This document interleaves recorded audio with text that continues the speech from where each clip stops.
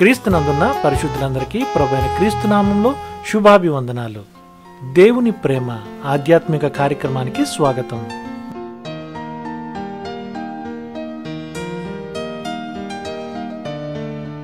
వారు విసుగక నిత్యము ప్రార్థన చేయుచుండవలననుటకు ఆయన వారితో ఈ ఉపమానము చెప్పెను.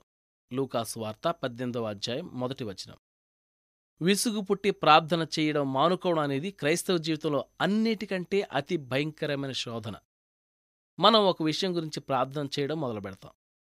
ఒకరోజు, ఒక వారం, మహా అయితే ఒక నెల రోజులు దేవునికి విన్నవించుకుంటాం. ఏది ఖచ్చితమైన సమాధానం రాకపోతే విసుగెత్తి ఇక బొత్తిగా ప్రార్థించడమే మానుకుంటాం. ఇది చాలా ప్రమాదకరమైన పొరపాటు. ఇది ఆరంభశూరత్వం. కనిపించిన ప్రతి పని మొదలుపెట్టి ఏదీ పూర్తి చెయ్యలేని పరిస్థితి.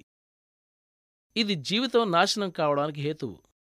కార్యాన్ని మొదలుపెట్టి పూర్తి చేయకుండా వదిలేసే పద్ధతిని అలవాటు చేసుకున్న వ్యక్తి పరాజయాలను అలవాటు చేసుకుంటున్నాడన్నమాట. ఒక ప్రయోజనం కోసం ప్రార్థించడం మొదలుపెట్టి సరైన జవాబు దొరికేదాకా ప్రార్థించని ప్రతి వ్యక్తి ఇదే అలవాటు పడుతున్నాడు. ప్రార్థనలో విసుగు చెందడం అంటే ఓడిపోవడం. ఈ ఓటమి ప్రార్థన అంటే ఆసక్తి, విశ్వాసం లేకుండా చేస్తుంది. జై జీవితానికి ఇది ప్రక్కలో బల్లెం లాంటిది. అయితే కొందరు అడుగుతారు, ఎంతకాలం ప్రార్థన చెయ్యాలి? కొంతకాలం చేశాక ఇక దేవుని చేతిలో ఆ విషయాన్ని వదిలి ఆయనకు మొరపెట్టడం మానేయాలి కదా? దీనికి ఒకటే సమాధానం. మీరు అడిగిన విషయం మీకు దొరికేదాకా ప్రార్థించాలి, లేక అది దొరుకుతుంది అన్న నిశ్చయిత మీ హృదయంలో కలిగేదాకా ప్రార్థించాలి. మనం దేవుని సన్నిధిలో గోజాడడాన్ని ఈ రెంటిలో ఏదో ఒకటి జరిగేదాకా ఆపకూడదు. ఎందుకంటే ప్రార్థన అంటే కేవలం దేవుణ్ణి అడగడం మాత్రమే కాదు, అది సైతానుతో పోరాటం కూడా. ఎందుకంటే ఈ పోరాటంలో దేవుడు మన ప్రార్థనలను సైతానుకి వ్యతిరేకమైన ఆయుధాలుగా వాడుతున్నాడు. కాబట్టి ఎప్పుడు ప్రార్థన చెయ్యడం ఆపాలో నిర్ణయించవలసింది దేవుడే. మనకు ఆ హక్కు లేదు.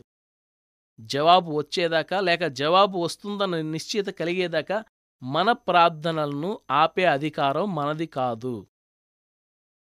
మొదటి సందర్భంలో అయితే సమాధానం మన కంటికి కనిపించింది గనుక ప్రార్థించడం మానేస్తాం.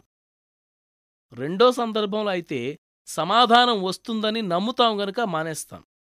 ఎందుకంటే మన హృదయంలోని నమ్మకం మన కంటికి కనిపించే దృశ్యాల వంటిదే.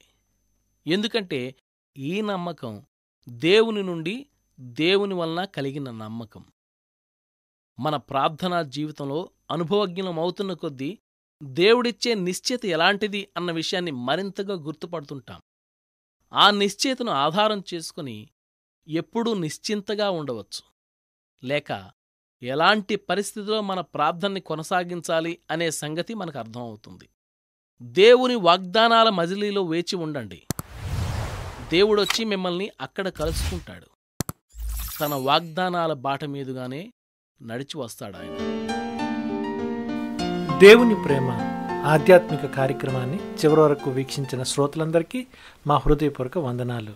తిరిగి మరలా రేపటి ఉదయకాల సమయంలో కలుసుకుందాం. అంతవరకు సెలవు. May God bless you. దేవుడు మిమ్మల్ని అందరినీ దీవించును గాక. ఆమెన్.